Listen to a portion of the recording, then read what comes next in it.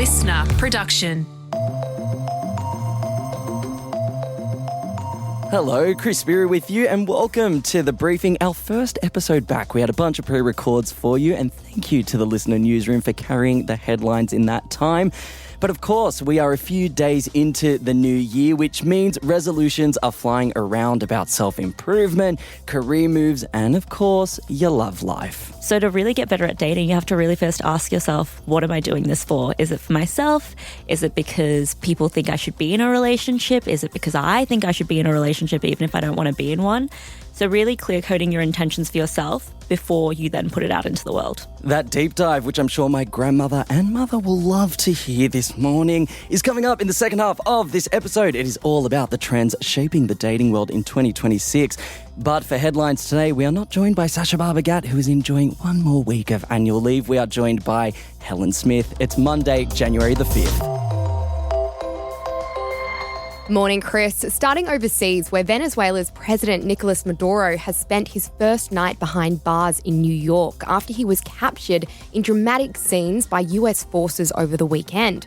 The authoritarian leader and his wife were taken from their compound in the Venezuelan capital of Caracas on Saturday in a US operation that involved at least 150 planes and helicopters, as well as ground forces. Maduro and First Lady Celia Flores have since been charged with weapons and drug offences, and he's expected to appear in a New York court at some stage tomorrow. Yeah, and a reminder for anyone listening, Maduro is someone who has long been in the US's sights. You know, last year they upped his bounty to $50 million. Last year he was also formally accused by the Trump administration of being the head of a terrorist organisation that was bringing in huge amounts of drugs into the US. Now, that's something that experts have said is inaccurate and not the whole story. We did do a deep dive into it last year. The link to that will be in the show notes. As to the latest, Donald Trump has vowed to, quote, run the country until there is a proper transition of power, with Venezuela's vice president and Maduro loyalist Delcy Rodriguez now the interim leader after being sworn in by the nation's Supreme Court.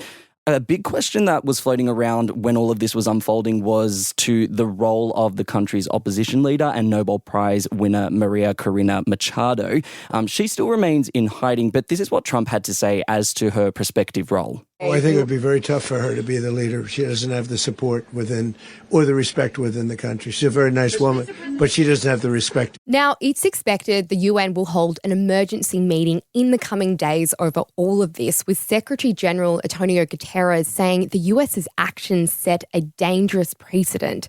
And Anthony Albanese has issued a statement on socials yesterday that appeared to give a neutral response, saying that the Australian government was monitoring developments and is urging both countries to support dialogue and diplomacy.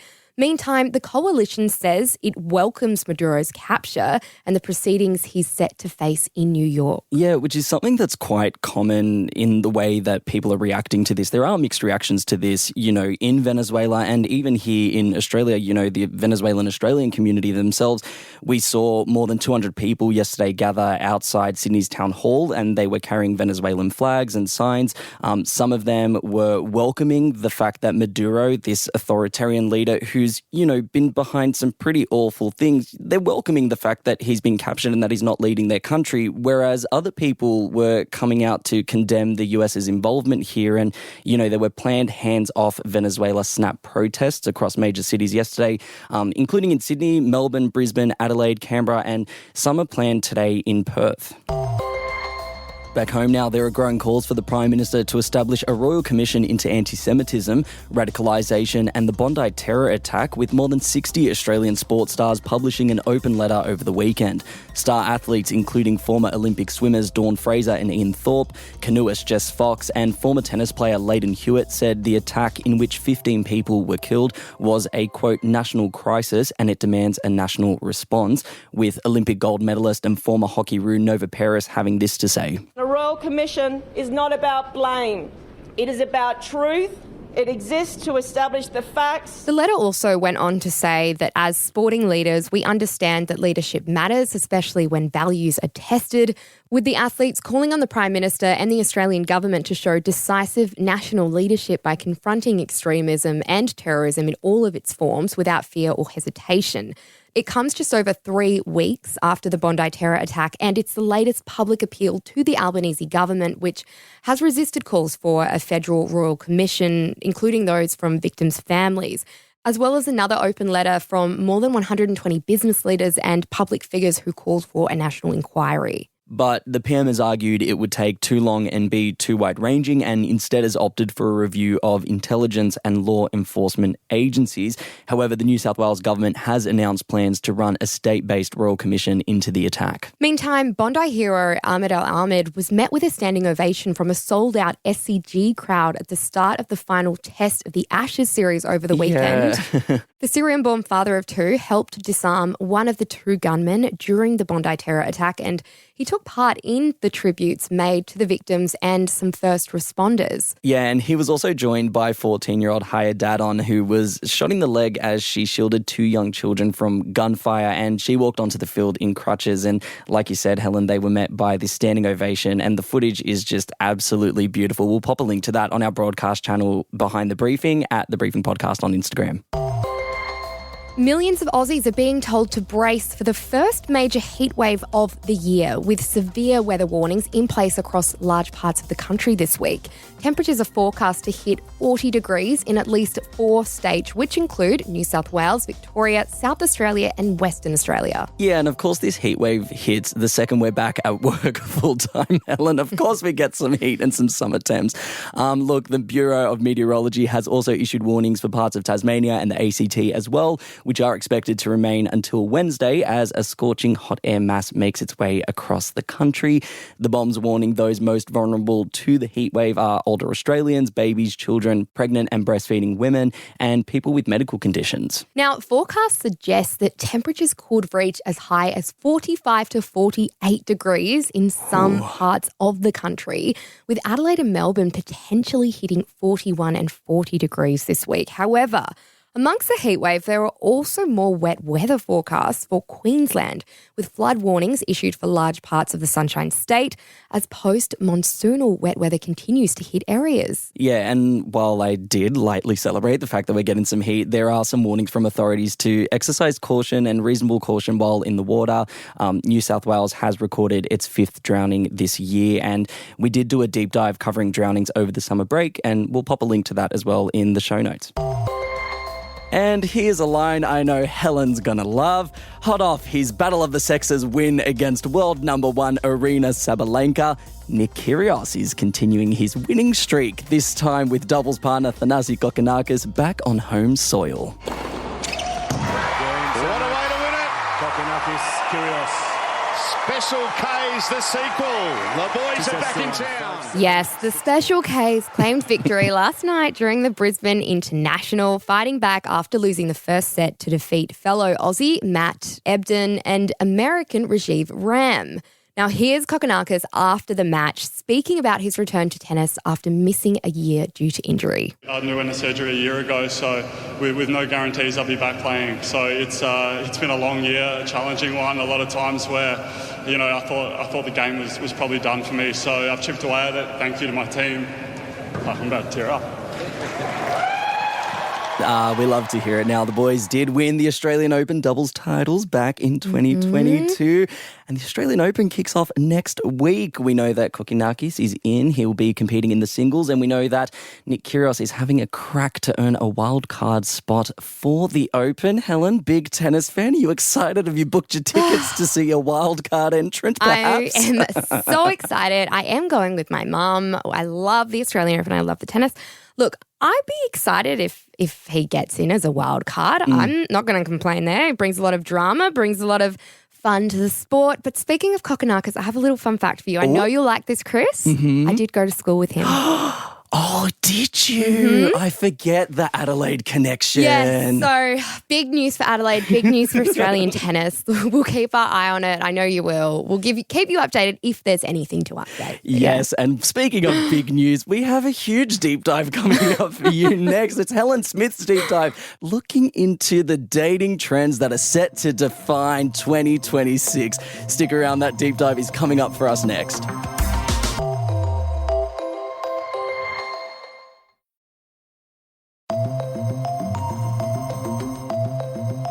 Dating is something we can have a love-hate relationship with. So what trends should we be watching in 2026? Yesterday was Dating Sunday, one of the busiest days of the year for dating apps. So if you were among the many people downloading an app in the hopes of finding the one, how can you actually hack dating in 2026? To find out, I'm joined by Kriti Gupta, a media consultant and mental health advocate who recently designed a dating course with Tinder to do just that. Kriti, last year we saw the trend that having a boyfriend is embarrassing. Will trends like that continue into 2026? I don't really believe we'll see the idea of having a partner or a relationship as something embarrassing. I think we will be a little bit clearer about our intentions when we go into a relationship, which is one of Tinder's big trends for 2026, is the whole notion of clear coding. And if you have a partner who you have this mindset, these intentions, and you've set it from the get-go, they shouldn't be embarrassing. They're only embarrassing if your values and what you're looking for don't align. That's when you feel embarrassed to be with them. And we'll get into some of those trends in a moment, but I want to ask, how does someone just get better at dating? Being honest with yourself, firstly. Quite often people go out into the dating world and they're like, I'm bored, so I'm going to go on a date. And that's a great reason to probably push yourself out there in the first place, but that's probably not the reason that you're going to go for a relationship or you're going to find, that perfect match that you're really looking for. So to really get better at dating, you have to really first ask yourself, what am I doing this for? Is it for myself? Is it because people think I should be in a relationship? Is it because I think I should be in a relationship even if I don't want to be in one? So really clear coding your intentions for yourself before you then put it out into the world. And so what are the dating trends that will define 2026? The first one is clear coding. Everyone just wants clarity and honesty in what they're getting into. And so as we go into this year in 2026 with all of these new resolutions and these new mindsets, that's going to be the most prominent one. The next one is hot take dating. And 2025 was a year that was quite political, online, offline, in every single sense of the word. So the shared beliefs that we have really help shape attraction. And that comes down to you have to live your values out loud and proudly. And if you meet someone and they don't necessarily align with you, it's going to be quite difficult if your values don't align and if your hot takes essentially don't align. And so putting that front and forward on your profile, on yourself, how you present yourself, makes it a lot easier to find your perfect match. On that one for a moment, so should we be putting our politics in our profiles on a dating app? The best way to present yourself on a dating app is to present yourself truthfully and honestly. So who you put forward, whether it be your likes, dislikes, who you vote for, whether you prefer steak or chicken at your wedding dinner, that is who you are as a person, right? And if you present that with your photos, your bio, the likes and dislikes that you pick on your dating app profiles, that is then who you will show, and that is hopefully who you'll attract is what you're looking for in return. Every part of your life that you want to put forward and you want to see in yourself as like your perfect match and your partner and what you're looking out for, if your political beliefs are that big part of you, then yeah. And what were the last two trends that we're going to see? So the next one is friendfluence. So this is my personal favorite. Friends are really shaping how we look out into the world and who we then bring into our lives. Friendfluence can also mean holding you accountable. Oftentimes people just assume that having your friends' input on dating is, putting a screenshot of a bio into your group chat and they're like, oh, he's cool. Oh, he's not cool. But they're also the ones who'll keep you accountable if you're losing your boundaries, if you're losing, what you're looking for and you've left yourself behind in order to please someone else. And I think that is why friendfluence is definitely going to be the biggest trend of the year from my personal opinion and my experience out of the four, because who else are you going to turn to if not your friends to keep you in check? And then the last one is emotional vibe coding. So this really aligns with just having great, honest conversations and holding space for more empathy after rejection on both ends. So as you're going into the year and you're finding yourself and other people, just being really, really upfront about where you're at. And looking back at 2025, what were some of the top dating trends that we had? So what was really interesting, everyone often talks about like online versus offline world and how we think that it's separate, but it is heavily intertwined. It is the world. And so the top dating trends were red flag, love language, Riz, green flag, and situationship. And if you look at the way that we often talk about dating now, those words tend to pop up in our conversations with our friends, whether it be in TikTok comment sections. So it's really not that surprising that they were also used in bios and profiles as a bit of like oh, I'm a walking red flag, or, oh, I don't want any more red flags in my life. So being really like acknowledging where we're at in life, whether it be the linguistics of what we're talking about, but also the way that we see different patterns in relationships and how we bring that into the fold. And what do you think we can learn from some of those trends? In particular, the red flag, green flag, that was a big thing last year. The red flag, green flag one has been carrying on for a few years now, I would say, and I definitely see that as something that'll still continue over the next few years. And that's because we are becoming quite more aware and cognizant of what we see as a red flag for ourselves, whether it be in ourselves or in someone else, and vice versa. So it's always great when you're like, I know what my green flags are. I also, if you go on a first date and you're like, my red flag is that I don't ever pay on the first date. Horrendous red flag. Do not do that. Like, don't have that as your, your major personality trait. But that kind of thing, just like knowing what you stand for in every sense of the word. And January 4th, which was yesterday, is the busiest day of the year for dating apps. So if someone has just downloaded Tinder or another dating app, what is your top tip when setting up a profile? Honestly, refresh your bio. Quite often people, they've downloaded the dating apps previously. They might have been in a relationship for a bit, have deleted them, gone back onto the app. It's been a few years and it's exactly the same. They haven't updated themselves. They haven't refreshed their bio. They haven't changed their photos. I know that I'm not the same person I was 3 months ago, let alone a year ago or 2 years ago. So really showing who you are right now. Now, January 4 is also dubbed Dating Sunday. How did you figure out that that was the busiest day for dating apps? If you look at it from a cultural perspective as well, and, anthropologically, it's the first big Sunday scaries of the year. So you've just had New Year's, you've seen your friends probably, kiss their partners, if you've just like gotten out of your relationship, all of those types of things kind of come together for that first big Sunday of the year to be like, I'm heading into the new year.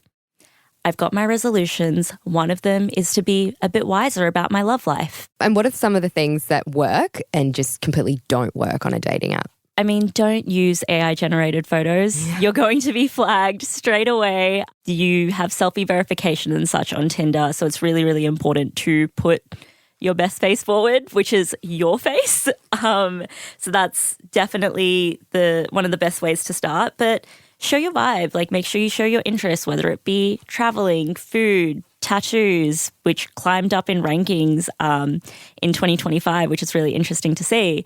So just be yourself, which sounds cliche, but it is when you are going to get the best results. Kriti, thank you so much for joining us on The Briefing. Thank you so much. That was Kriti Gupta, a media consultant and mental health advocate, speaking with me there. But that's it for this episode of The Briefing. Before you go, though, we'd love it if you could share this ep with someone else you think might enjoy it as well. It's a really easy way you can support everything we do here at The Briefing. And you can find us on Instagram at The Briefing Podcast. I'm Helen Smith. Catch you next time.